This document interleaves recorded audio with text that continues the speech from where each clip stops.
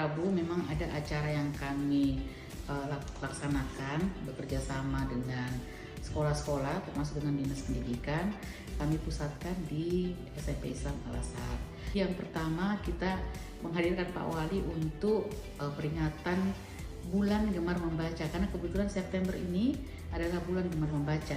Kami juga akan melakukan launching terhadap inovasi terbaru dari Dinas Perpustakaan, yaitu Dobrak Literasi, di mana Dobrak Literasi ini sebenarnya tujuannya adalah dropbook terhadap jaringan-jaringan kita. Kebetulan kami lakukan pilot project di 10 sekolah, di mana donasi buku itu akan di drop di 10 sekolah ini, kemudian dia akan bergulir sehingga buku itu bisa menjangkau semakin banyak pembaca.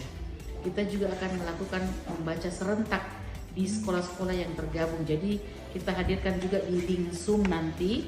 Ada beberapa sekolah yang ikut secara fisik, tetapi yang lebih banyak itu di link Zoom, sehingga kegiatan literasi yang ada di Kota Makassar itu semakin intens kita lakukan.